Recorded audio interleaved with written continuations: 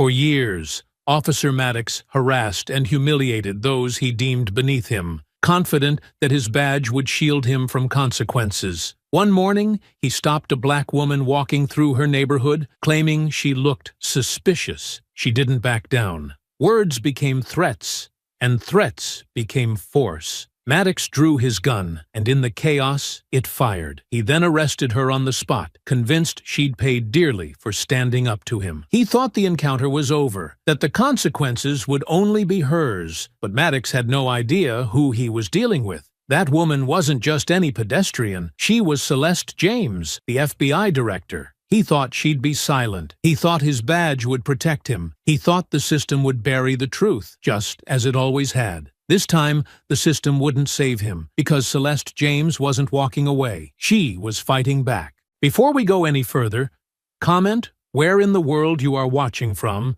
and make sure to subscribe. The city still felt half asleep, its streets quieter than usual under the soft light of a new day. Birds rustled faintly in the trees lining the sidewalks, and the occasional jogger passed by with a nod or glance. Celeste James moved at a steady pace, earbuds tucked into her jacket pocket, as she absorbed the peaceful morning sounds around her. She enjoyed these early walks, moments that allowed her to simply be herself.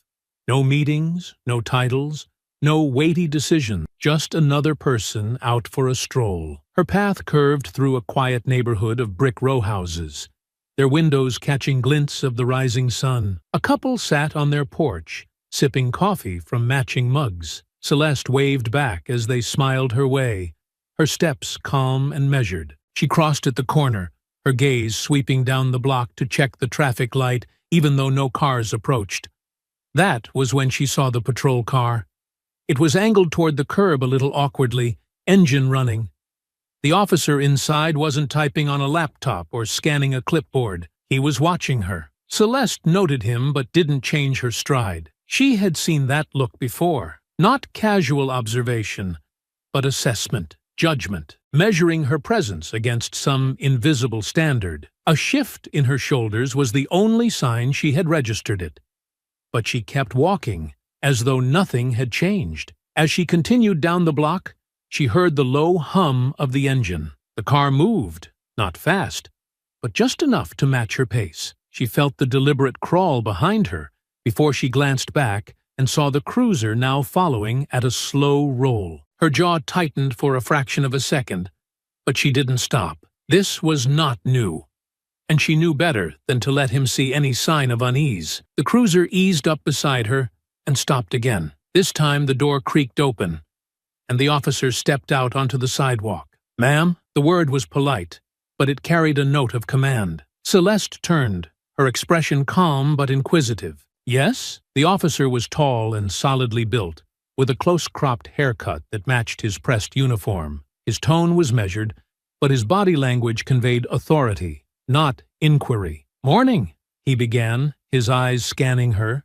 "Just wanted to ask, do you live in the area?" The question was casual, but Celeste knew it wasn't innocent. "Yes, officer, I live nearby," she replied, keeping her voice steady. "Is there a problem?" He nodded slightly, as though considering her answer. "Not a problem, ma'am.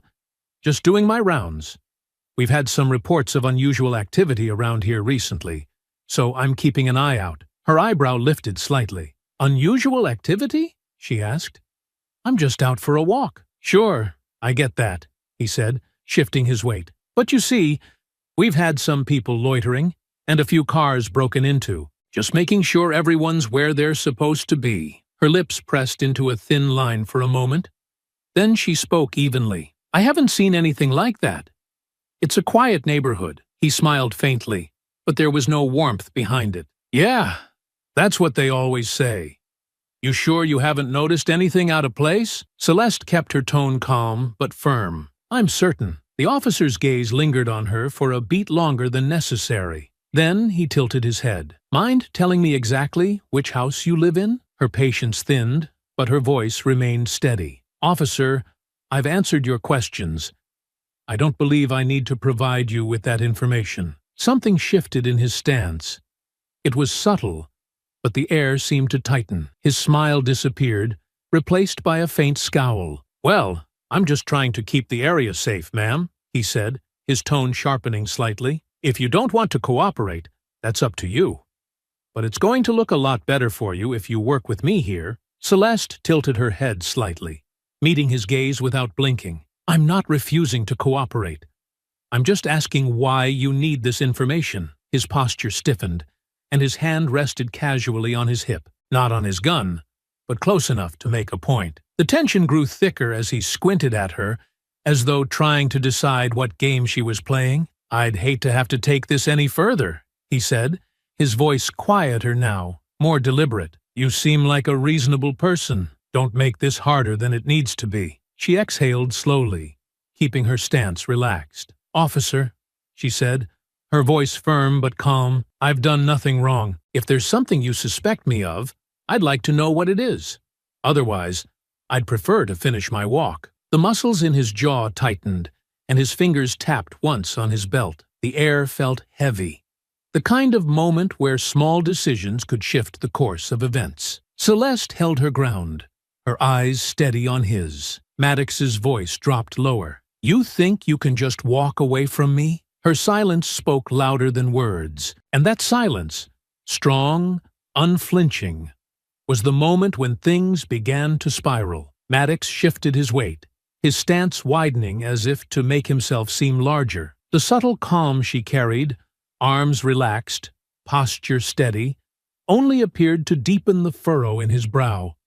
His fingers hovered near his hip, not quite touching his belt, but close enough to send a message. Ma'am, he said again, his tone sharpening, I'm asking you for some ID. Let's keep this simple, all right? Celeste's expression remained neutral. Officer, I'm out for a walk. Is there a reason you need my ID? Maddox exhaled, his lips tightening. You're in an area where we've had complaints, break-ins, trespassing.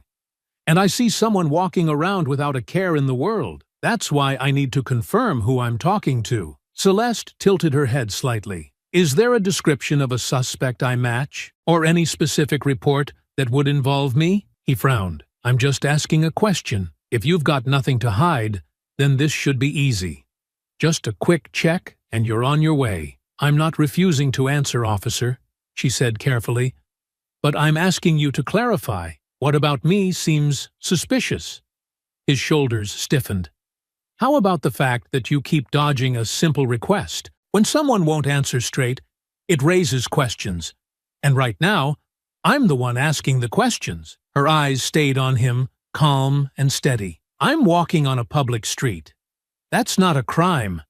If you suspect me of something, I'd like to know what it is. Maddox's jaw tightened. This isn't a courtroom, lady. You don't get to cross-examine me.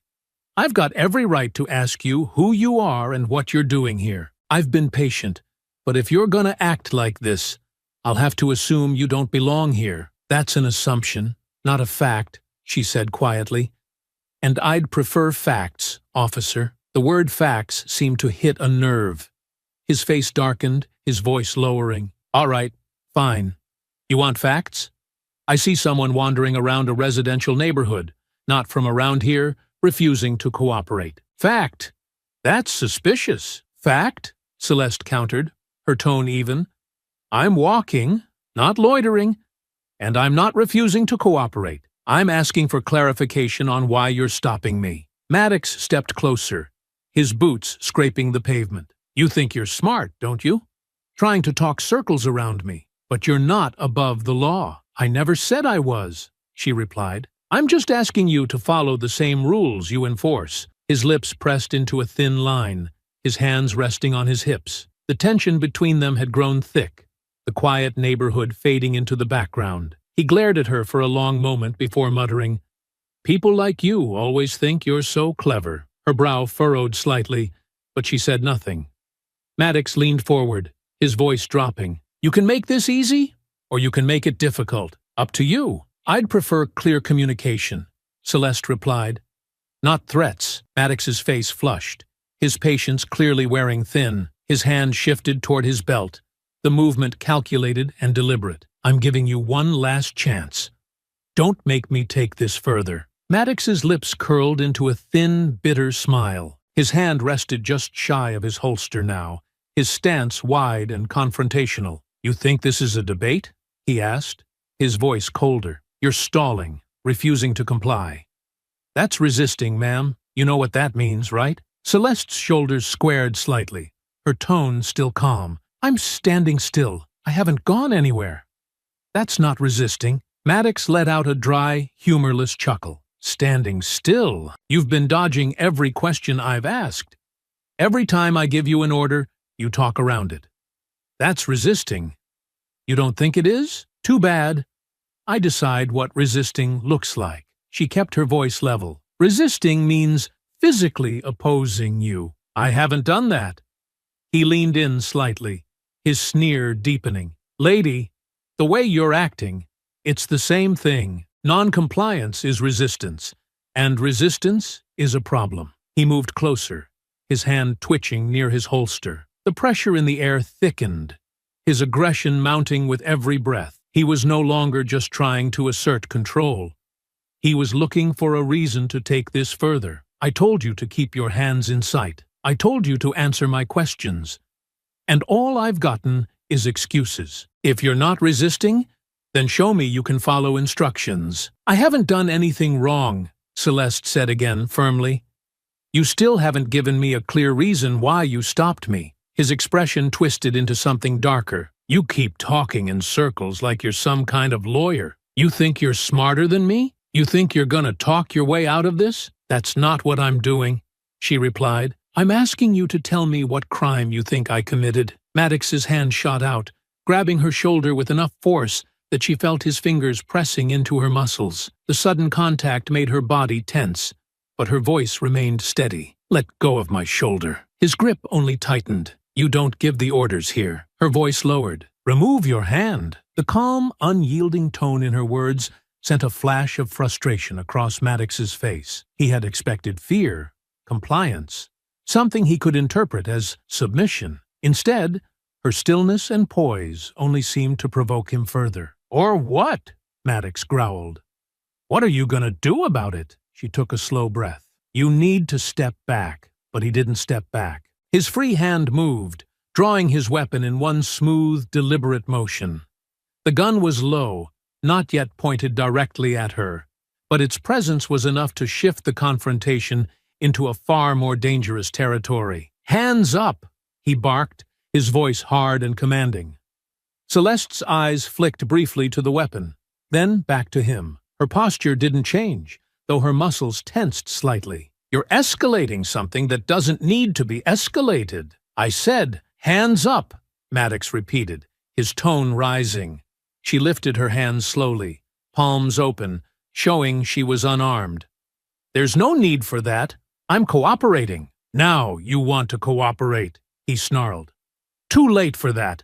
I'm done playing your games." His gun hand wavered slightly as he shifted closer. The tension in his shoulders, the redness creeping up his neck, it all signaled a man teetering on the edge of control. Celeste watched him carefully, every movement calculated, every word chosen deliberately. "Lower the weapon," she said, her voice firm but calm. "No one needs to get hurt. I'll decide what needs to happen," Maddox snapped.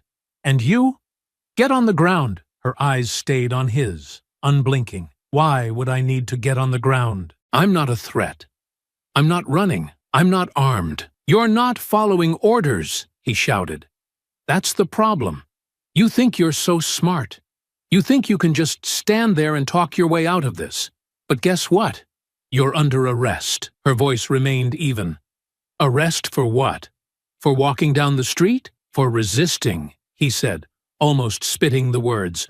"For not following my commands." "I've done nothing illegal," she replied. "Get down!" he shouted again, stepping closer, the gun trembling slightly in his hand. "I'm not resisting," she said. "But I'm not going to get down on the ground without reason." That was it. Maddox lunged forward, his hand moving to grab her arm. She pivoted instinctively, stepping back just enough to create space. She didn't strike him. Her movements were defensive, designed to deflect and maintain balance. "Stop resisting!" he bellowed, his voice echoing off the buildings. "You're escalating this, not me," Celeste said. "Shut up!" Maddox roared, his face flushing red as he swung his gun hand toward her again. She stepped inside his guard, redirecting his arm while keeping her own motions controlled. The gun discharged with a sharp crack, and they both froze for half a second. A stinging sensation spread along her upper arm. She glanced down, seeing the torn fabric and the faint line of blood. The bullet had grazed her. She sucked in a steadying breath, her mind still focused.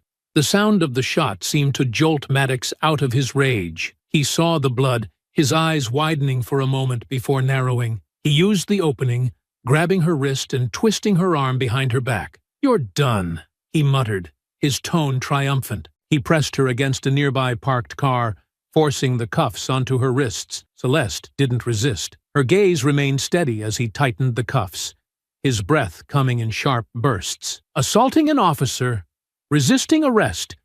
You think you're walking away from this?" he growled. As he pushed her toward the patrol car, she didn't reply.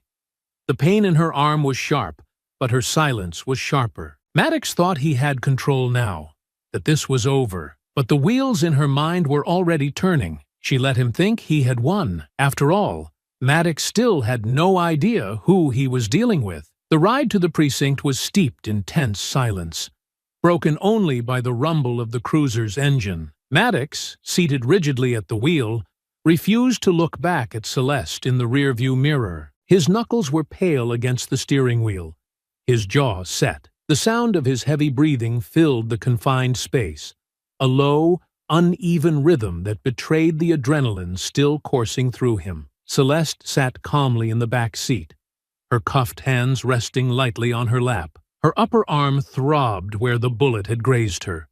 The tear in her sleeve, a subtle reminder of how quickly things had escalated. Despite the sting, she remained composed, her posture steady. Her eyes were fixed forward, observing the road ahead but giving no indication of discomfort or unease. Maddox muttered under his breath occasionally, almost as if he couldn't help it. "Thinks she can just talk her way out. Can't believe the nerve. People like her always think." The words were fragmented, trailing off into a frustrated sigh. The city's early morning calm began to break as they neared the precinct. The streets grew busier, the sidewalks more populated. The cruiser's reflection passed over rows of shop windows and office facades. Celeste remained silent, her thoughts methodical. She had made the decision not to reveal who she was, not yet. It wasn't a question of ego. It was about letting the process run its course, about exposing Maddox's actions in full light, with no room for him to claim ignorance or confusion. The truth would speak for itself, and Maddox wouldn't see it coming. As the cruiser turned into the precinct lot, Maddox finally glanced at her in the mirror. His eyes were cold and hard, searching for some hint of remorse or fear, something he could latch onto. When he saw none, his lips pressed into a tight line. They pulled into a space near the entrance. Maddox slammed the gear into park, stepped out, and yanked open the rear door. "Out," he said tersely. Celeste moved deliberately, stepping out of the car with her usual composure. Maddox gripped her arm roughly, his way of asserting control, but she didn't react. Her calm seemed to irritate him more than any resistance would have. She could feel the tension radiating off him as he led her toward the station. Inside, the station buzzed with its usual morning energy. Officers were at their desks, typing up reports, chatting over coffee, and fielding calls. Maddox strode in, his grip firm on her arm, and the low murmur of activity began to falter. People looked up, some pausing mid-conversation. It wasn't often that Maddox brought in someone personally, and it was even less common to see him visibly agitated. Captain Ruiz, a sharp-eyed woman in her early 50s, emerged from her office at the sound of Maddox's heavy boots. She caught sight of him dragging Celeste through the precinct and frowned. "Maddox!" she called, her voice cutting through the air. "What's going on here?" "Got a suspect who resisted arrest," Maddox replied curtly, barely sparing her a glance as he headed for the processing desk. Ruiz's eyes narrowed as she watched him. Something about his tone, his posture, made her pause. She looked at Celeste, taking in the blood-stained sleeve and the way she carried herself. calm, poised, far from the disorderly picture Maddox was trying to paint. Ruiz stepped in front of Maddox, her hand up to stop him. "Hold on. Let me see her ID." Maddox stiffened. "I haven't processed her yet." "Then do it now," Ruiz said, her voice firm. "If she resisted, you should have her information. Let's make it official." Maddox hesitated, his jaw working. He pulled out his radio. "Run the name Celeste James," he said, glaring at the officer behind the desk. "Check her in the system." The officer, a young man named Harris, nodded and started typing. The moment stretched, the clatter of keys punctuating the silence. Maddox stood with his arms crossed, the tension in his body evident. Ruiz watched him closely, her arms folded, waiting. Harris's eyes widened slightly as he stared at the screen. He looked up at Maddox, then at Ruiz. "Captain, we have a situation." Ruiz stepped closer. "What is it?" Harris cleared his throat, his voice lowering. She's listed as the director of the FBI." The words seemed to hang in the air, heavy and unavoidable. Ruiz turned sharply toward Maddox, her expression sharp. "What? That can't be right," Maddox said, his voice rising. She can't. That's..." His words stumbled over each other as his face turned pale. The confidence, the aggression, the arrogance, all of it drained away in an instant. Ruiz, now glaring at him, stepped forward. "What the hell happened out there, Maddox? What did you do?" I didn't know," Maddox stammered. She didn't tell me who she was." Ruiz raised an eyebrow. "And you didn't think to ask before it got to this point? You shot her. You arrested her. And you didn't even check her ID." She was resisting," Maddox insisted weakly. "She wouldn't cooperate." "She's the director of the FBI," Ruiz said, her tone cold and sharp. "The highest-ranking law enforcement official in the country. And you decided to manhandle her, shoot at her, and arrest her without knowing who you were dealing with?" Maddox's mouth opened, but no words came out. His shoulders slumped as he realized the gravity of what he'd done. Ruiz turned to Celeste, her voice losing some of its edge. "Director James, are you all right?" Celeste gave her a small, composed nod. "I'm fine, Captain, but we need to address what happened here." Ruiz nodded slowly, her mind already racing through the implications. She turned back to Maddox, her expression dark and unreadable. "We'll be reviewing everything. Your body cam footage, the dash cam, your report. Every single detail." Maddox opened his mouth, but Ruiz raised a hand to silence him. "Don't say another word. Not until Internal Affairs is finished." He stood frozen, his earlier bravado long gone. The weight of the moment had drained the color from his face. Around the room, officers exchanged glances, the tension palpable. "I'll get a medic for that arm," Ruiz said to Celeste. "And then I'll be calling Internal Affairs." Celeste nodded once, her expression calm. "Thank you, Captain." She knew the process had just begun. Maddox's actions wouldn't simply disappear into the precinct's filing cabinet. There would be investigations, inquiries, consequences. She intended to see that they happened, not as the director of the FBI throwing her weight around, but as a citizen demanding accountability. And as she watched Maddox disappear into the back of the station, she couldn't help but think, justice wasn't just a word. It was a process. And today, it was one step closer. In the brightly lit processing room, the tension was almost tangible. The officers who had been busy at their desks now stood frozen, their attention fixed on the screen where Harris had typed in Celeste's information. The air felt thick with disbelief. "She's the director of the FBI," Harris repeated, his voice trembling slightly. Captain Ruiz, already stepping forward, stopped short, as if the words hit her like a sudden gust of wind. Her sharp gaze shot to Maddox, then back to the screen. The color drained from her face. "Are you sure?" she demanded, her voice low and controlled. Harris nodded. "I double-checked it. It's her." The murmurs that had started quietly around the precinct fell away, leaving a heavy silence. Eyes darted between Maddox and Celeste, then back to the captain. A few officers stepped back, their expressions shifting from casual curiosity to something closer to alarm. Maddox, standing stiffly by the processing desk, still hadn't fully processed what Harris had said. His expression was a mask of stubborn confidence. He leaned in, his lips twisting into a smirk. "Director of the FBI? That's a good one," he scoffed. "She doesn't look like any director I've ever seen." Ruiz turned sharply toward him, her hand slicing through the air. "Maddox, shut up." The sudden command left him momentarily stunned. The smugness faded from his face, replaced by a flicker of confusion. His eyes darted to the screen, then back to Ruiz. "You don't believe this, do you? She was resisting. She wouldn't give me ID. I had to." "Had to what?" Ruiz snapped, her voice rising. "Shoot her? Drag her in here like a common criminal? You just arrested the highest-ranking law enforcement officer in the country, and you didn't even know who she was." Maddox's lips parted, but no words came out.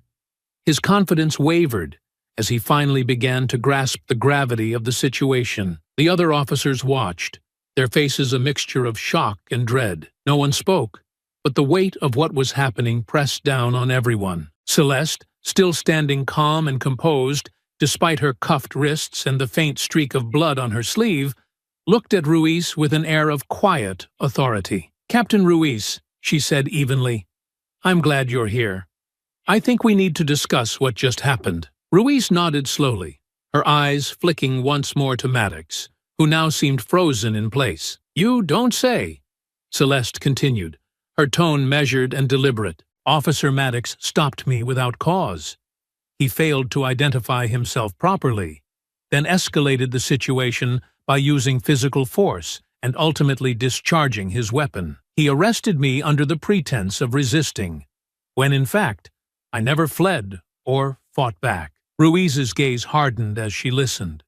Her jaw clenched, and her hands balled into fists at her sides. When Celeste finished, Ruiz turned back to Maddox, her voice cold and cutting. "Is that true? Did you fire your weapon?" Maddox shifted his weight, his confidence crumbling. "It was an accident," he mumbled. "The gun went off during a scuffle. She was being difficult." Ruiz took a step closer, her presence towering over him. "Difficult? That's what you're going with? Do you have any idea what you've done?" "I didn't know who she was," Maddox blurted, his voice breaking. "How was I supposed to know she's the director of the FBI?" Ruiz said, her voice sharp enough to cut glass. "It's your job to know who you're arresting before you haul them in here like some common criminal. You should have checked her ID the moment you stopped her." "She wouldn't give it to me," he protested weakly. Ruiz glared at him. "And you didn't think to call it in? To confirm her identity before escalating to force? Before firing a weapon? You didn't even think, did you?" Maddox's mouth opened, then closed. His gaze dropped to the floor. Ruiz exhaled heavily and turned back to Celeste. "Director James, I can't tell you how sorry I am. This should never have happened.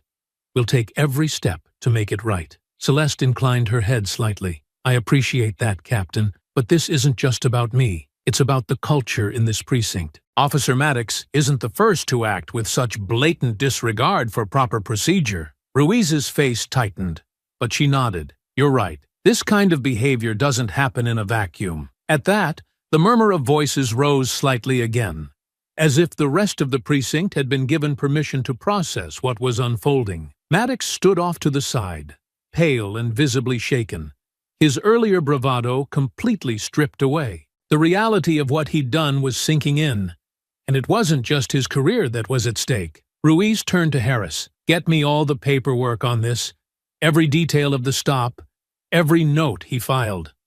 I want body cam footage, dash cam footage, anything we have." Harris nodded quickly. "Yes, Captain." Ruiz looked back at Maddox, her voice cold. "And you're done, effective immediately. You're suspended. Get out of my sight." Maddox hesitated, as if he might protest, but one look at Ruiz told him better. He turned, his steps sluggish, and disappeared toward the locker room. The other officers parted as he passed, none of them willing to meet his gaze. Ruiz took another deep breath and turned back to Celeste. "Director, we'll launch an immediate investigation. Internal affairs will be involved, and we'll make sure this doesn't get swept under the rug." "Thank you, Captain," Celeste said, her voice calm.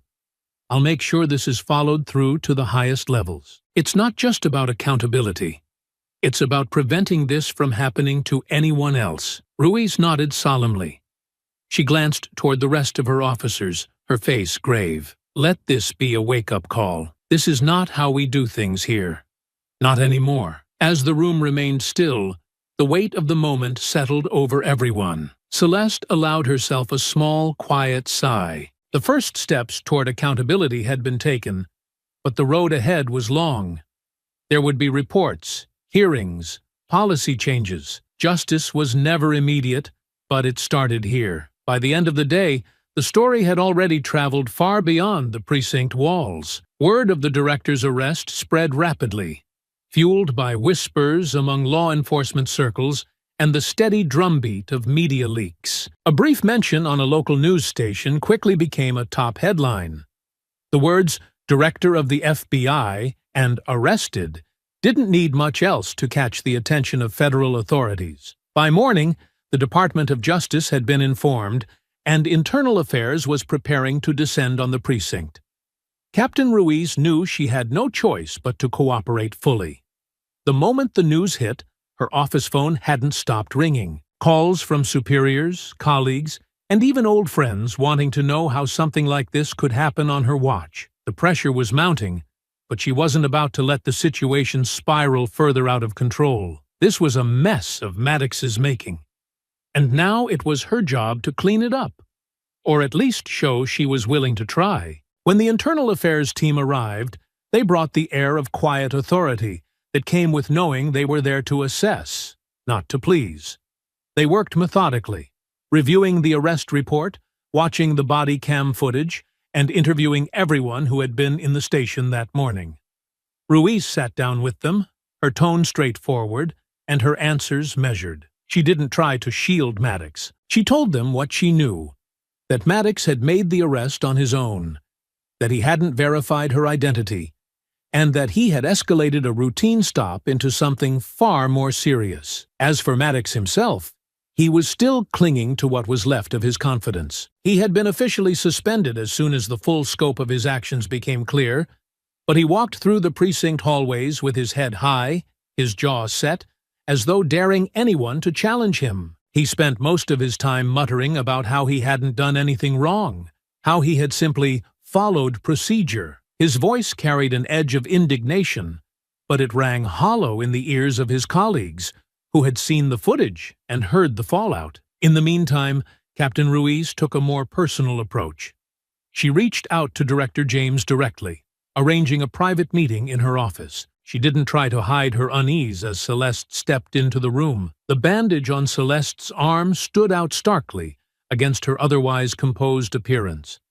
A subtle yet powerful reminder of just how wrong things had gone. "Director," Ruiz began, gesturing toward a chair, "thank you for meeting with me.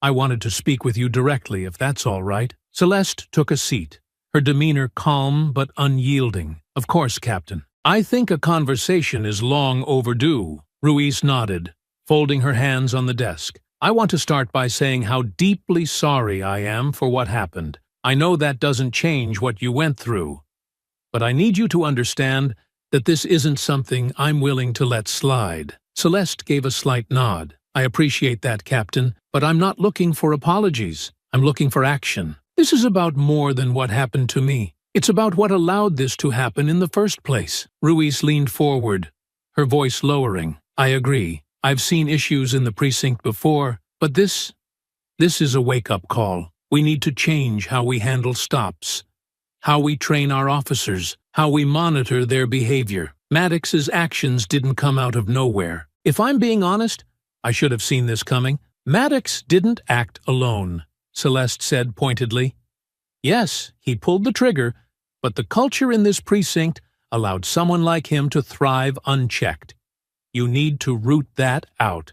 All of it. Ruiz's shoulders straightened. I've already put him on indefinite suspension. Internal Affairs is going through everything with a fine-tooth comb. And believe me, if there are others who contributed to this culture, they'll be dealt with. Celeste's voice remained steady, but her words carried weight. Good, because I intend to follow through on this at the federal level. This won't disappear into some backroom report. This is going to be addressed, and everyone will know why it's being addressed. Ruiz met her gaze, the seriousness of the situation fully sinking in. Understood, Director. As they finished their conversation, Ruiz felt the shift, the realization that the precinct was no longer just a local operation. It was now under scrutiny at the highest levels, and that scrutiny wasn't going to fade anytime soon. Meanwhile, Maddox's bravado continued to crack. The murmurs in the station about his actions turned into outright stares. Officers who had once joked with him now avoided him, their glances filled with disapproval or disbelief. As he walked through the precinct's corridors one afternoon, he overheard two officers quietly discussing the bullet wound, how it symbolized not just his rashness, but the deeper failings of their department. They weren't just talking about his mistake. They were talking about what it meant, about what needed to change. Maddox clenched his fists as he walked past them, his face burning. He still believed he was right, that he had done his job, that she had been the one who pushed him into that corner. But the look on Captain Ruiz's face when she told him to leave the station still haunted him.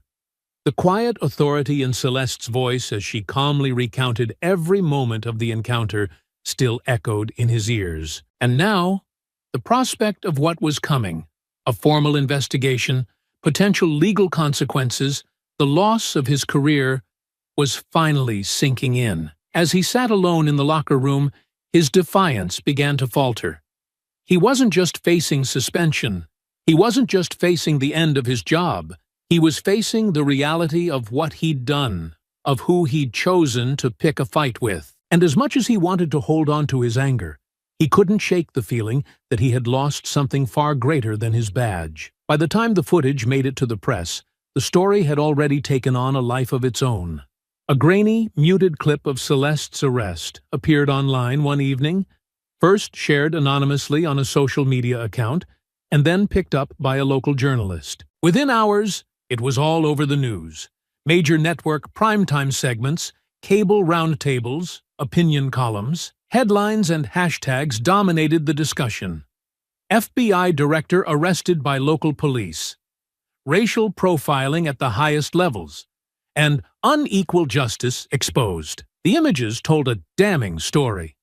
Celeste's calm stance, her measured voice, her refusal to submit without cause, Maddox's aggressive posture, his escalating tone, and finally the loud, unmistakable crack of a gunshot, the bullet grazing her arm, the moment he yanked her roughly into cuffs. Civil rights organizations seized on the footage immediately.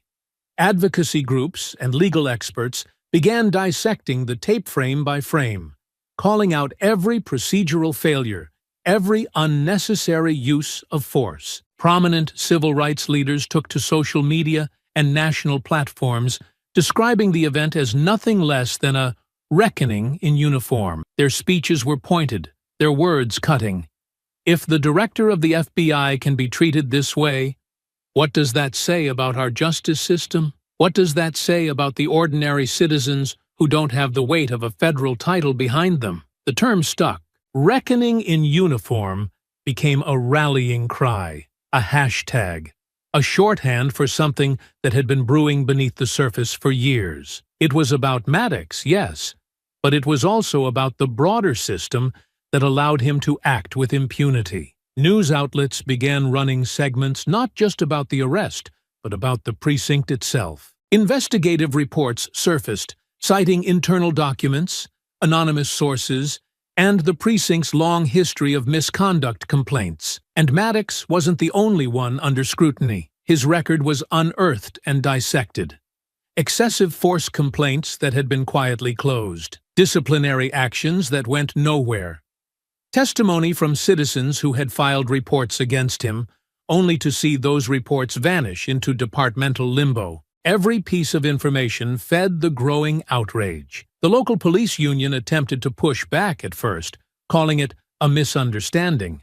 But the footage told a different story, one that was impossible to spin. As the public outcry reached a fever pitch, Celeste was called to testify before a federal review board.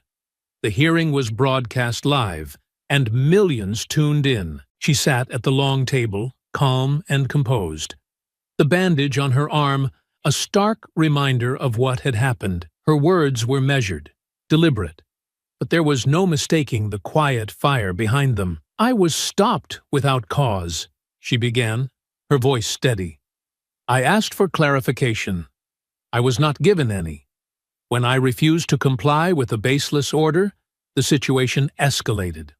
I was physically detained, and a firearm was discharged. The gunshot was a result of unnecessary force." The room was silent as she spoke, save for the clicking of keyboards as journalists live-tweeted every word. Celeste outlined the events calmly, but with enough detail to make the gravity of the situation clear. She described Maddox's tone, his body language, the moment he drew his weapon. She described the sound of the shot, the sting of the bullet grazing her arm, and the way she was forced into cuffs as if she were a common criminal. The footage was played again for the board, this time in a controlled, official setting. The room watched as Maddox's aggression unfolded in stark clarity. His words were loud, heated, his gestures sharp and forceful. Celeste's responses, by contrast, were calm, measured. She didn't move aggressively. She didn't raise her voice. She simply stood her ground. The final moments of the footage, Maddox firing the gun and the rough handcuffing, drew audible gasps from some in the audience. On social media, commentators dissected every frame. One legal analyst wrote, "It's impossible to see this as anything other than a gross misuse of power. This isn't law enforcement. This is pure escalation." As the testimony concluded, Celeste left no doubt about what needed to happen next. "This isn't just about one officer," she said. "This is about a culture that allows officers like him to act without accountability. That culture has to change, here and across the country." The national response was swift. Protests outside the precinct swelled. Citizens held signs with slogans like "Justice for Celeste," "Reckoning in Uniform," and "No one is above the law, not even the police." The precinct became a symbol of something larger than itself, and Maddox became the poster child for unchecked authority. For Maddox, the walls were closing in. His record, once quietly buried in departmental files, was now public knowledge. He watched as commentators on television and online tore into his history. Every use of force complaint, every citizen who had filed a report against him, every dubious traffic stop, all of it was out in the open. And every time he tried to explain himself, his voice carried a little less conviction. The excuses that might have worked in private fell flat under the scrutiny of millions. The local police department, the city government, and even state officials were now on notice. This was no longer just about Maddox. It was about the entire system that had let officers like him thrive. The term "reckoning in uniform" had gone viral, and it wasn't going away anytime soon. Back at her office, high above the bustling streets of Washington, D.C., Celeste settled into her chair and began drafting the first of many policy proposals. The weight of recent events hung over her, but it only sharpened her focus. She had spent her career navigating power structures, identifying weaknesses, and building solutions. Now, she turned that experience toward reforming the very system that had failed so spectacularly. Her first step was a detailed memo to the Justice Department's Civil Rights Division. It outlined a proposal for federal oversight of the precinct, paired with a pilot program designed to combat the systemic flaws that had allowed someone like Maddox to thrive. Celeste's plan was comprehensive, targeting every stage of the policing process: mandatory bias training, community oversight panels, routine audits of officer conduct. Nothing was off the table. She called it the Accountability and Cultural Reform Pilot Program. This isn't just about holding one officer accountable, she explained during an initial meeting. It's about rebuilding trust at every level, from the precinct to the public. Not everyone in the room was convinced. One Justice Department official leaned forward, his expression skeptical. "Director, these are ambitious changes. You're talking about federal oversight on a level we haven't seen before. How do you intend to get buy-in from the local authorities?" Celeste met his gaze without hesitation. "By showing results. We start with one precinct. Make it a model for transparency and accountability. If it works there, we'll have a template to expand nationwide. We can't wait any longer for incremental fixes. The public's trust is at stake." Her words carried the quiet authority of someone who had not only witnessed failure, but had lived through it, felt its impact firsthand. The officials exchanged glances, their murmurs fading into nods. The pilot program was approved to move forward, with Celeste's office leading the initiative. As the federal plan began to take shape, Celeste reached out to Captain Ruiz. She knew the cooperation of local leadership would be essential, and Ruiz had already shown a willingness to confront what had gone wrong under her watch. But now, Celeste needed more than cooperation. She needed commitment. The first meeting between them took place in the precinct's conference room. It was a stark setting, a rectangular table, chairs arranged in neat rows, a projector sitting idle in the corner. Ruiz stood by the window when Celeste entered, the faint lines around her mouth tightening as she turned to greet her. She gestured to a chair, her tone measured but cautious. "Director James, thanks for coming." Celeste offered a polite nod as she took a seat. "I appreciate you making the time, Captain. We have a lot to discuss." Ruiz remained standing for a moment longer, her arms crossed. "I want to be clear from the start. I'll cooperate with your initiative. I know what happened here can't happen again. But I'll admit I'm concerned. This precinct, well, it's not an easy place to make changes." "It doesn't have to be easy," Celeste replied. "It just has to happen." Ruiz exhaled, her arms falling to her sides as she finally sat down. "Fair enough. I've been reviewing the initial report on your pilot program. Federal oversight, community panels. It's going to stir things up. Some of my officers are already talking about transferring out. Others think it's all just political theater. They'll find out otherwise soon enough," Celeste said. "This isn't about politics. It's about ensuring that the people in this community have reason to trust the officers who patrol it. It's about making sure that no one else goes through what I went through. No one should have to wonder if a routine walk down the street will end with a gunshot and a pair of handcuffs." Ruiz flinched at the mention of the gunshot. Her eyes flicked to Celeste's arm, where the bandage still peeked out from beneath her sleeve. "I understand. I really do.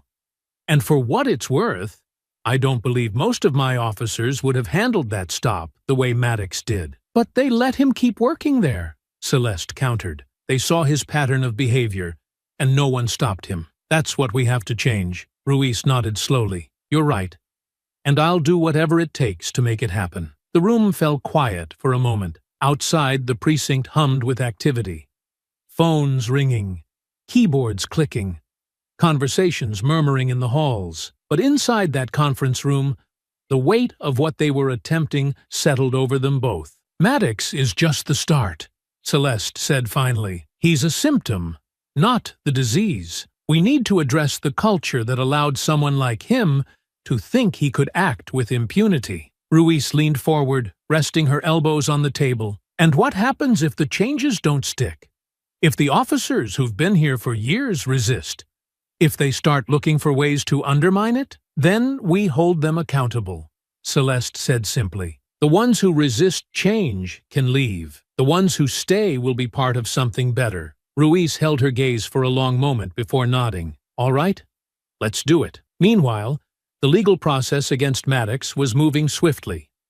Internal Affairs had concluded their investigation, and the evidence against him was overwhelming. The footage of the stop, the record of excessive force complaints, the reports from citizens, all of it painted a damning picture. The district attorney's office filed charges for aggravated assault and abuse of authority. Maddox, once so self-assured, now found himself sitting in a courtroom that was packed with reporters, civil rights advocates, and community leaders. His defense team attempted to argue that he had acted within the scope of his duties, but the video evidence was irrefutable. The footage showed his aggression, his unnecessary escalation, and the moment his gun discharged, grazing Celeste's arm. His history of complaints and disciplinary actions only reinforced the argument that he had repeatedly abused his position. As the trial unfolded, Maddox grew quieter. The defiance he had once displayed at the precinct was gone, replaced by a grim awareness of the consequences he now faced. When Celeste took the stand to testify, she did so with the same calm authority that had defined her throughout the ordeal. She spoke plainly, recounting every detail of the encounter, and left no doubt that Maddox's actions were not just reckless, but dangerous. The jury deliberated for less than a day. The verdict was guilty on all charges. Maddox sat silently as the decision was read, his head bowed. The courtroom erupted in murmurs, and outside, a crowd that had been waiting for hours began chanting. The community had its answer. Justice, however delayed, was served. In the weeks that followed, the pilot program began to take root. Federal monitors visited the precinct regularly, observing shifts and reviewing records. Officers underwent the new training sessions, learning about de-escalation techniques, implicit bias, and community engagement. Community members joined oversight panels, providing input and holding the precinct accountable. Early reports showed signs of improvement. Complaints decreased, community trust began to inch upward, and even some skeptical officers admitted that the new approach felt more structured and fair. Captain Ruiz reported these changes to Celeste during their monthly meetings, and while the progress was slow, it was steady. Celeste knew that the road ahead was still long. Changing a single precinct wouldn't fix the broader issues overnight, but each small step, each officer who adapted, each community member who felt heard, each unjust action that was prevented, brought them closer to the vision she had fought for. Maddox's actions had sparked a national reckoning, and now that reckoning was turning into lasting reform. The ripple effect of Celeste's work began to show in unexpected places. Departments across the country, some under federal oversight, others watching from the sidelines, took note of the changes coming out of her pilot program. The headlines about her arrest and the resulting reforms had already sparked a national conversation, but now that conversation was shifting to action. It wasn't just about one precinct anymore. It was about a model that could be replicated, adapted, and improved upon. At first, the changes were small. A handful of departments quietly started pulling misconduct records from their archives, comparing complaints that had previously gone unresolved. In Memphis, a precinct commander implemented a new, simplified complaint filing system after attending one of Celeste's workshops. In Chicago, a training director invited her team to a panel discussion led by Celeste, where she explained the importance of recognizing patterns in officer behavior before they spiraled into misconduct. Each department that engaged with the new model began to realize that transparency and accountability weren't just buzzwords. They were tools that could prevent incidents from escalating into scandals. At the original precinct where it all began, the transformation was even more tangible. Ruiz, now fully on board with the reform efforts, introduced sweeping changes. Body cameras became standard issue for every officer on every shift. Mandatory sensitivity training sessions were scheduled twice a year, and they weren't just a check-the-box exercise. The sessions included interactive scenarios, community panel discussions, and lectures from civil rights historians. Officers were no longer able to brush them off as meaningless lectures. They were engaged, challenged, and sometimes uncomfortable. The new officer auditing program was perhaps the most controversial reform. Every officer's record, from complaints to commendations, was now reviewed quarterly by a panel that included not just department leadership, but also community members and independent auditors. Ruiz held a meeting shortly after the program was announced. She stood at the front of the room, arms crossed, and laid it out plainly. This is not a witch hunt. This is about improvement. If you're doing your job right, you've got nothing to worry about. If you're not, well, now's the time to change that. Not every officer took it well. Some grumbled. Others requested transfers. A few outright refused to participate, which led to disciplinary action. But the majority stayed, and slowly the culture began to shift. Officers who once viewed the community with suspicion began attending local events. They showed up at neighborhood association meetings, participated in youth mentorship programs, and walked their beats with a focus on building trust rather than enforcing authority. It wasn't perfect. Change never was. But the effort was visible, and that mattered. For Celeste, the work didn't end at the precinct. She made a point of visiting local community centers regularly, not as the director of the FBI, but simply as Celeste James. She attended town hall meetings and church gatherings, listened to residents' concerns, and offered guidance on how to navigate the new complaint process or connect with precinct leadership. She avoided grand speeches or photo ops. Instead, she asked questions, shared her vision, and offered resources. At one such meeting in a neighborhood center, an elderly woman approached her after the discussion. "Director James," the woman began, her voice trembling slightly. "Just call me Celeste," she replied with a warm smile. "Celeste," the woman said, "I never thought I'd see someone in your position coming down here, talking to us, listening to us. It means more than you know." Celeste placed a hand on the woman's shoulder. "I'm here because of you. Because of this community, the work we're doing. None of it matters if it doesn't serve you. I'll keep coming back. I promise." In those spaces, Celeste's leadership took on a different form. It wasn't about the weight of her title or the authority she wielded. It was about using her position to amplify the voices that were too often ignored. Her approach wasn't flashy or loud. It was steady and consistent. She became a familiar face, someone people knew they could turn to. Trust that had been fractured was slowly mending. Back at the precinct, Ruiz held her officers accountable with the same straightforward approach she'd shown from the beginning. If someone made a mistake, they faced the consequences.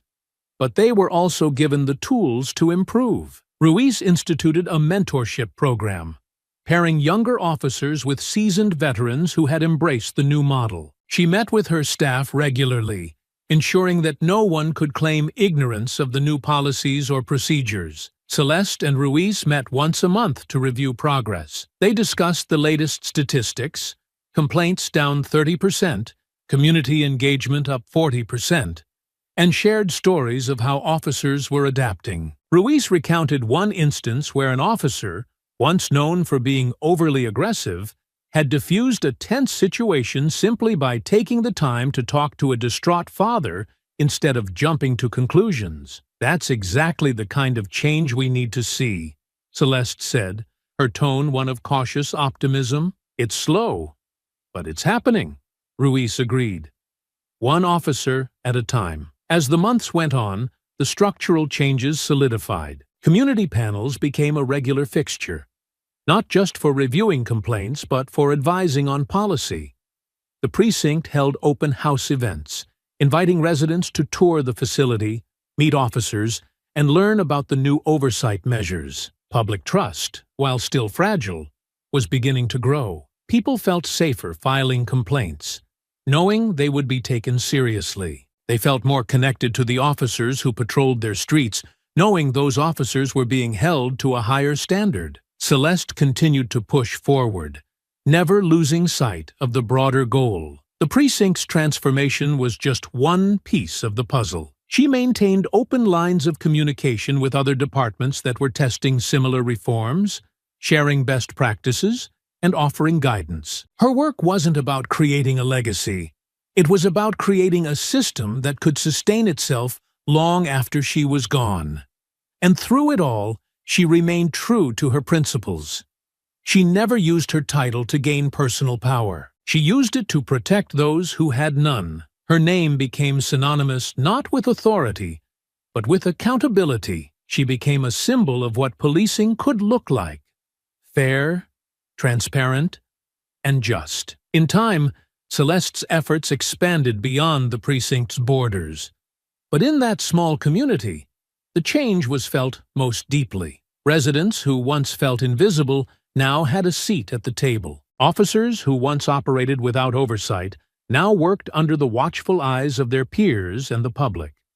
And the neighborhood, once divided by mistrust, began to heal. Maddox sat alone in his dimly lit apartment, his hand gripping his phone so tightly that his knuckles turned white. The news channels had stopped talking about him directly, but the damage to his name lingered like a shadow. The public vilification, the charges, the cold stares from his former colleagues, it all weighed on him. He had always thought of himself as a man who could weather any storm, but now he felt cornered, desperate, and enraged. It was in that moment of desperation that he made the call. The underground defense fund he contacted had long operated in the shadows, providing legal support and public relations aid to officers accused of misconduct. While they publicly denied encouraging any unlawful behavior, their network of attorneys, lobbyists, and sympathetic media outlets had a reputation for reframing cases, muddying narratives, and exploiting public confusion. Maddox had heard whispers about them over the years, but never thought he'd need their help. Now, he had no choice. The woman who answered on the other end had a measured, calm tone. "Officer Maddox," she said, her voice clipped. "We've reviewed your case. If you want our assistance, we need you to be prepared to push back. You'll need to tell your side loudly and clearly." Maddox hesitated. He knew what pushing back meant.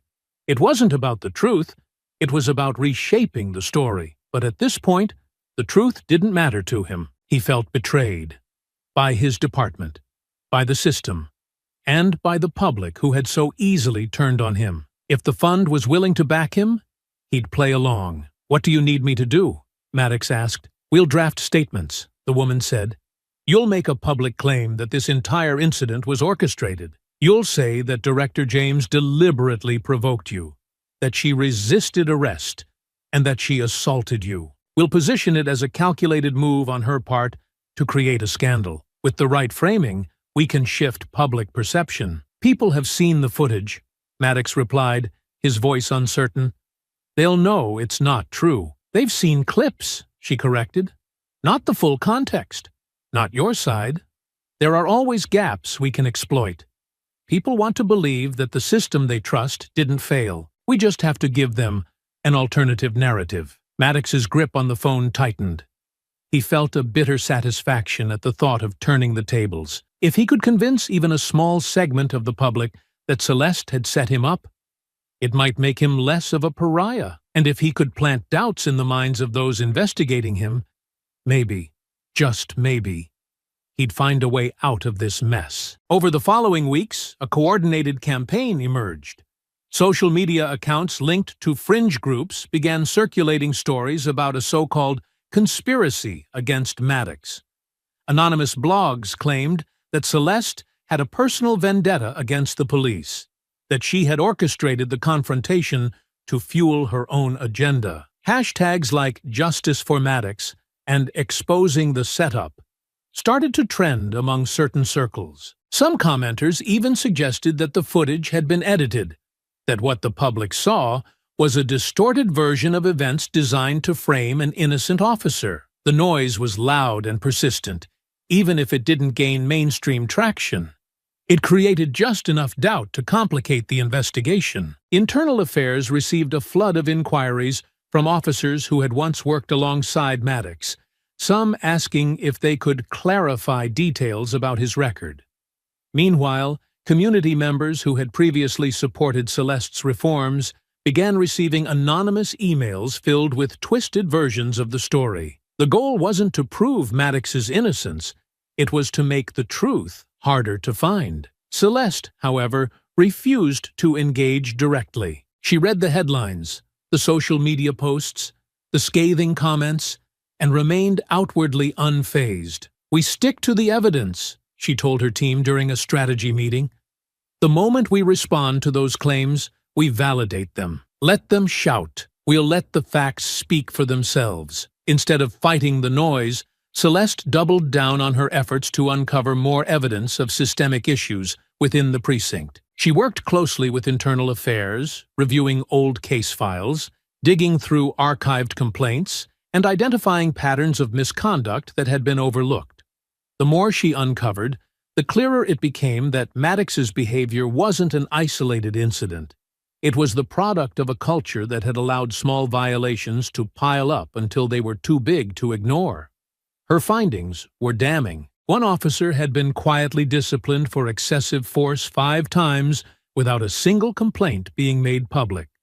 Another had falsified reports on multiple occasions, yet faced no meaningful consequences. Patterns emerged, showing how certain officers, often the same ones who were now supporting Maddox, had relied on unofficial channels to make complaints disappear or keep disciplinary actions light. The more Celeste dug, the more she realized that Maddox's loud counter-narrative was a desperate attempt to mask not just his own failings, but those of an entire broken system. When her team presented their findings to Internal Affairs and the Justice Department, the response was immediate. Federal investigators launched a broader probe into the precinct, expanding their scope to include not only Maddox's conduct, but the structural flaws that had allowed him to thrive.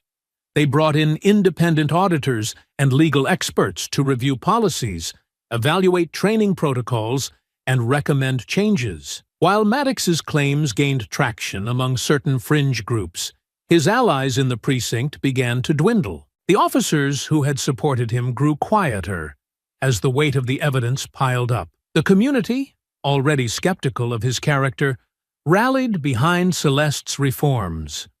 The loudest voices backing Maddox became outliers, their arguments increasingly viewed as desperate attempts to distract from the growing tide of accountability. Celeste's refusal to engage directly with Maddox's narrative didn't mean she ignored it. She understood its power, how misinformation could spread faster than the truth, how even baseless claims could cloud judgment. But her strategy remained consistent. Gather facts, build the case, and let the evidence speak. And as the investigation widened, it became clear that no amount of shouting or finger-pointing would be enough to cover up the truth. What started as an investigation into a single precinct soon revealed a pattern that stretched far beyond local borders. As Celeste's team sifted through decades of files and correspondence, they found something both shocking and familiar.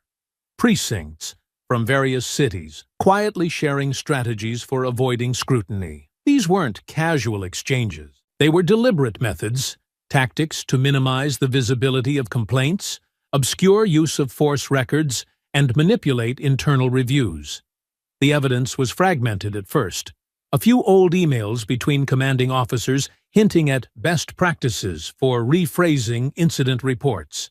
A file tucked away in a rarely accessed database, detailing how one department had handled a high-profile excessive force case without it ever reaching the public. But as her team dug deeper, patterns began to emerge. Precincts from different states, some hundreds of miles apart, had been in contact for years, passing along methods to bury misconduct complaints and deflect federal inquiries. It was a web of corruption hidden in plain sight. Celeste's initial reaction was a mix of outrage and determination. She'd seen systemic issues before, patterns of misconduct allowed to fester because no one wanted to rock the boat. But this was different. This was coordinated. And the deeper they looked, the more she realized it wasn't limited to a few bad actors. It was a culture, entrenched and quietly maintained by a network of officers and administrators who believed they were above accountability. This isn't just a local problem, Celeste told her team during a late-night strategy session. Her voice was calm, but her words carried weight. What we've found so far shows a national pattern. These precincts aren't operating independently. They're learning from each other, sharing techniques, and deliberately avoiding oversight. If we don't address this at the federal level, it's only going to get worse. The Justice Department agreed. When Celeste presented her findings to the Attorney General, The response was swift. A national task force was formed, bringing together federal investigators, civil rights attorneys, and forensic auditors. Their mission: to dismantle the network, expose its practices, and put safeguards in place to prevent it from ever rebuilding. Celeste was appointed as a key advisor, her role essential in guiding the task force through the tangled web of data and relationships. For weeks, the task force pored over thousands of documents, interviewed whistleblowers, and tracked down retired officers who had once participated in the network. Some cooperated willingly, providing details on how the system operated. Others stonewalled, claiming ignorance or blaming long-gone administrators. Slowly, the pieces began to fit together. Celeste's office became the nerve center of the operation.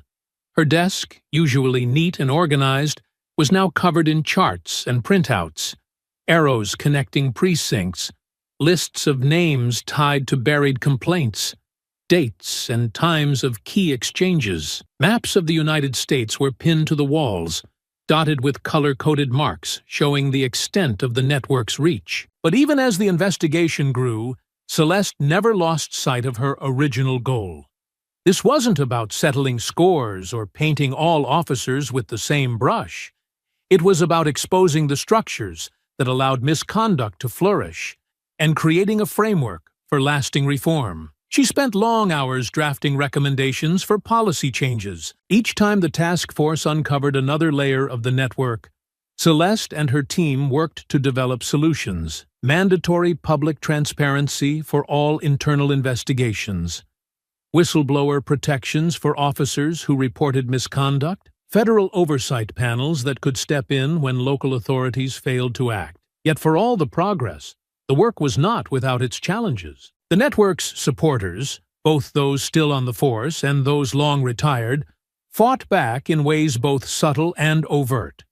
Anonymous emails arrived in Celeste's inbox, threatening her reputation. News outlets aligned with fringe groups ran editorials claiming the investigation was a federal overreach, a political hit job.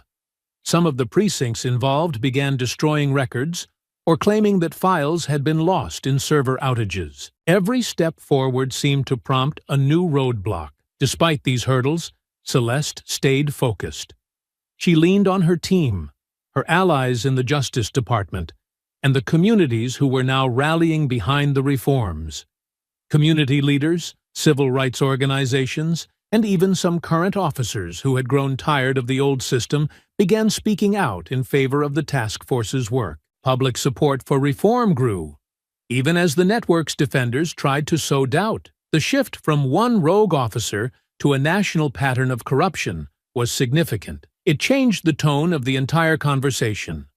What had begun as outrage over a single incident had evolved into a broader reckoning. The headlines now read, "National Task Force Targets Police Misconduct Network. Federal Probe Reveals Systemic Cover-Ups," and "A New Era of Accountability." As the task force built its case, the pressure mounted. Some precincts preemptively started their own internal audits, hoping to clean house before federal investigators arrived. Officers once loyal to the old ways quietly resigned or retired. Meanwhile, Celeste worked tirelessly to ensure the investigation wasn't just about uncovering wrongdoing, but about laying the foundation for a better system. One afternoon, as the task force reviewed its latest findings, an investigator turned to Celeste and asked, "Do you think we'll ever be able to fix this? I mean, after everything we've seen, how do you even begin to change a culture this entrenched?" Celeste paused, her gaze fixed on the map in front of her. "You start by exposing the truth," she said. "You hold people accountable, no matter how powerful they think they are. And then you rebuild. One policy at a time, one precinct at a time. You make it clear that this isn't how policing works in this country. Not anymore." Her words weren't just a statement of intent. They were a reflection of the fight she'd taken on. This wasn't about Maddox anymore. It wasn't even just about her arrest. It was about a system, a culture that had been allowed to operate unchecked for far too long. and Celeste was determined to bring it into the light. Maddox sat in the back corner of a dimly lit bar, the faint hum of a jukebox filling the silence between conversations. His drink sat untouched on the table in front of him. He wasn't there to unwind. He was waiting. The tension in his shoulders, the nervous glance he cast toward the door every few minutes, betrayed his unease. Finally, a man entered, his appearance nondescript, but his presence commanding. He wore a dark coat that hung just past his knees, and his gaze swept the room before settling on Maddox. The man walked over without hesitation and slid into the booth across from him. "You're late," Maddox said, trying to keep his voice steady. The man shrugged, his face calm. "This isn't the kind of meeting you rush.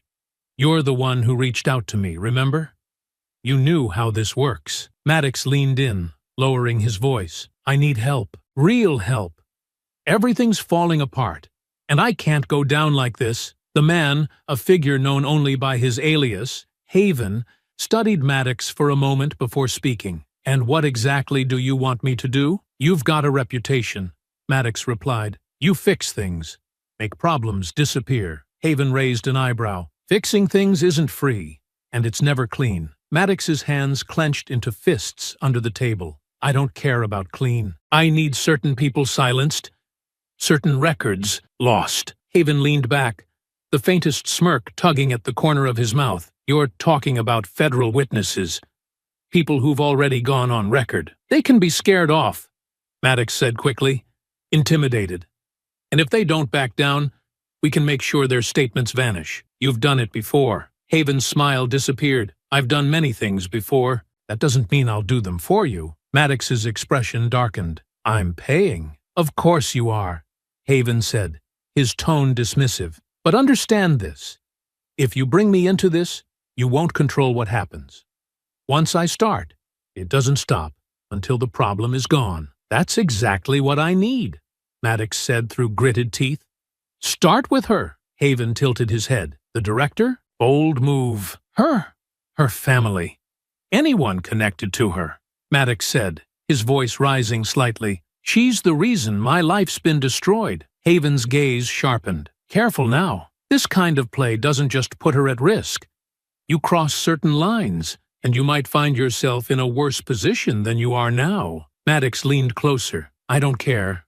Just do it." Haven studied him for a long moment, then nodded slowly. "Fine. But don't say I didn't warn you." Meanwhile, Celeste was already taking steps to protect herself and those around her. She had been in the public eye for years, but the threats that emerged in the wake of the investigation were more direct, more personal. An anonymous letter arrived at her office one morning, thinly veiled warnings against pushing the investigation further. A late-night call to her home phone, one that wasn't listed, came from a voice she didn't recognize, whispering her daughter's name before the line went dead. She knew she couldn't afford to brush these threats off. The stakes were too high, and the people relying on her, her family, the witnesses who had come forward, her team, needed to know she was in control. Celeste tightened her security, increasing patrols around her home and having her team screen every piece of mail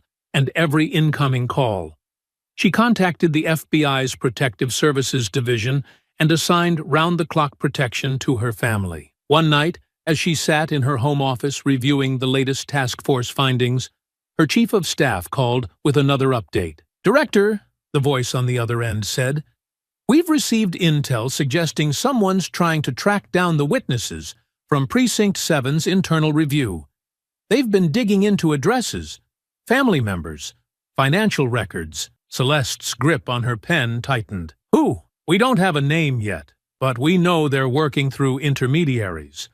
The witnesses are scared. A few have already called in, saying they're considering withdrawing their statements." Celeste exhaled slowly. "No, we can't let that happen. They've risked everything to speak out. We need to protect them." Her chief of staff hesitated. "How far should we go? This is stepping into dangerous territory." "Go as far as we need to," Celeste said firmly. "We'll double their security, relocate them if necessary. We'll make sure they know we have their backs." After the call, Celeste leaned back in her chair, Staring at the ceiling for a moment, she knew she was walking a fine line. One wrong move, one perceived overreach, and her opponents would pounce. They'd accuse her of abusing her position, of creating a spectacle. And that's exactly what Maddox and whoever he was working with were counting on. But she refused to let the pressure break her. Each threat, each setback only steeled her resolve. The intimidation tactics weren't just an attack on her. They were an attack on the integrity of the entire investigation. By trying to frighten witnesses into silence, Maddox's allies were revealing just how much they had to hide. Celeste poured her energy into building an airtight case. She worked long nights, combing through records, cross-referencing complaints, and reviewing footage. She held meeting after meeting with the task force, ensuring that every lead was followed, every piece of evidence preserved. She wasn't just looking for proof of Maddox's wrongdoing, she was uncovering the structures that allowed his behavior to persist, the policies that let misconduct fester. When news of the threats reached the Justice Department, additional federal resources were assigned to the investigation. The task force expanded, and Celeste found herself coordinating not just with her own team, but with cybercrime experts tracking digital threats, counterintelligence agents tracing the source of anonymous calls, and forensic analysts combing through decades-old records. The more they uncovered, the clearer it became that Maddox's actions were part of a larger pattern, one that couldn't be ignored. Despite the pressure, Celeste never let herself lose sight of why she had started this fight in the first place. It wasn't about proving Maddox wrong or retaliating against those who had targeted her. It was about protecting those who couldn't protect themselves. It was about changing a culture that had gone unchecked for far too long. And as the threats mounted, as the stakes rose, she became more determined than ever to see it through. It was late on a Wednesday evening when Celeste's chief of staff stepped into her office holding a thick, sealed envelope. "Director," he said quietly, "we have something. Something big." Celeste straightened in her chair, setting down the report she'd been reading. "What is it?" "We've had a whistleblower come forward from inside the precinct," he replied, closing the door behind him. "An officer who's been collecting documents for years. They've handed over everything. Emails, memos, video footage. It's damning." He placed the envelope on her desk, his face serious. Celeste opened it carefully, pulling out a stack of papers. The first page alone was a bombshell, an internal memo from a senior officer discussing how to reframe a use-of-force incident so it wouldn't attract public attention. The memo outlined step-by-step instructions for editing body camera footage, emphasizing what to leave out, and how to adjust timestamps to create acceptable ambiguities. As she flipped through the pages, the extent of the misconduct became painfully clear. There were emails between command staff, casually referring to citizens who had filed complaints as the usual agitators, and detailing how to delay investigations until complainants gave up. Another document described a pattern of intimidation. Officers allegedly visiting witnesses at home, making veiled threats, and suggesting that cooperating too much could have consequences. Most shocking were the video files. They were raw, unedited clips showing officers behaving in ways that were clearly outside the bounds of protocol. In one clip, an officer was heard laughing while recounting how they taught a lesson to a man they'd detained. Another video showed a group of officers discussing which parts of an incident to report and which to omit. It wasn't just isolated incidents. This was a culture, deeply ingrained and carefully protected. The documents and videos painted a picture of a department that had long prioritized protecting its own image over serving the community. Celeste's team worked through the night, reviewing every piece of evidence. By morning, the enormity of what they had uncovered was undeniable. The whistleblower, who remained anonymous for their safety, had given them a roadmap to systemic corruption. The implications stretched far beyond Maddox. "This changes everything," one of her investigators said as they reviewed the footage. "With this kind of evidence, we're not just talking about reform. We're talking about a complete overhaul." Celeste nodded, her expression grave. "This is the proof we've been missing. Now we have to use it." When news of the documents broke, the reaction was swift and fierce. Maddox's remaining allies, those who had publicly defended him, joined him in spreading counter-narratives, or remained silent as the truth emerged, began distancing themselves immediately. Statements of support were quietly deleted from social media. Former colleagues who had once praised Maddox now offered no comment. The tide had turned, and Maddox found himself increasingly isolated. The public, already skeptical of the department's credibility, was now fully outraged. The release of the documents and footage set off a national conversation about policing practices, transparency, and accountability.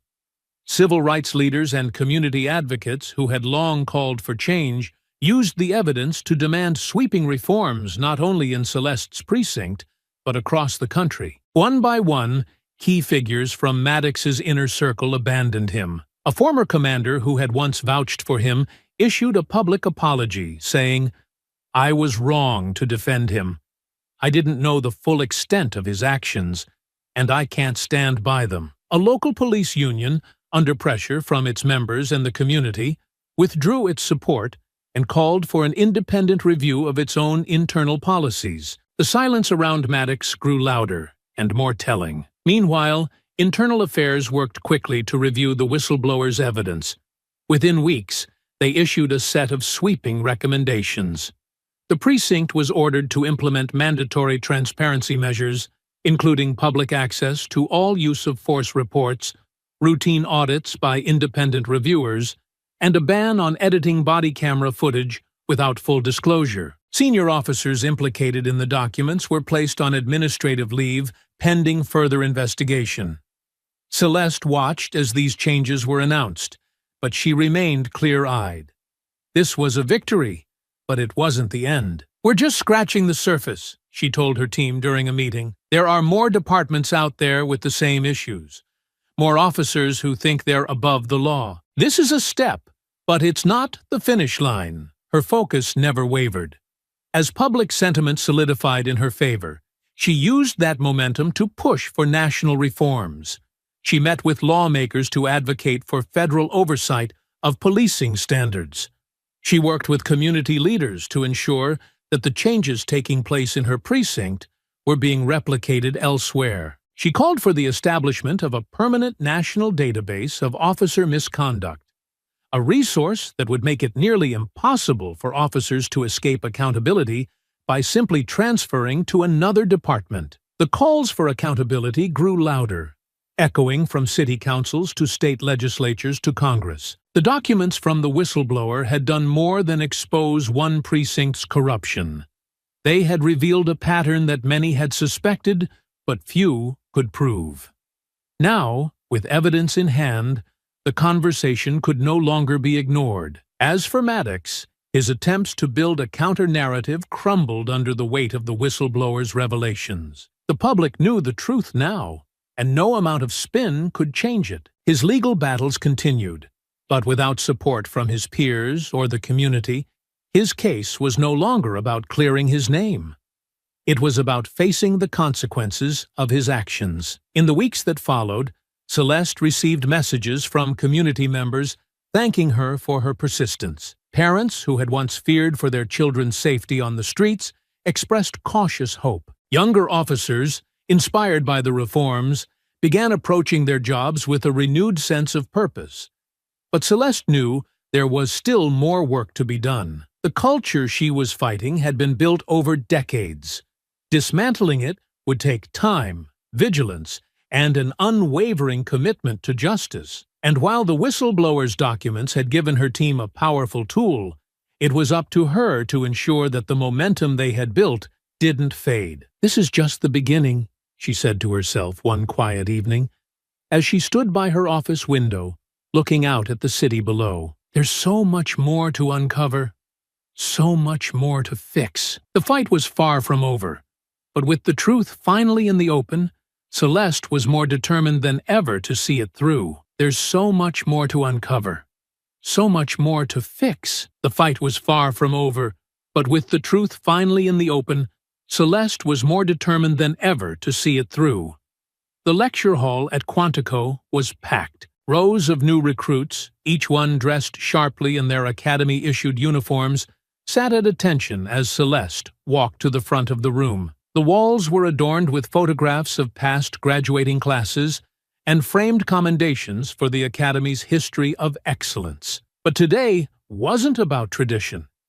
It was about transformation. Celeste adjusted the microphone and scanned the room, taking a moment to let the quiet settle. "Good morning," she began, her voice steady and clear.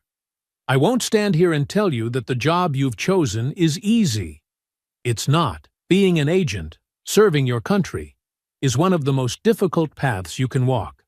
But it's also one of the most important." Her gaze moved across the room, meeting the eyes of the young men and women who had chosen to follow in her footsteps. "The events of the past year have shown us that the badge you wear, the oath you take, and the trust placed in you by the American people are not guarantees.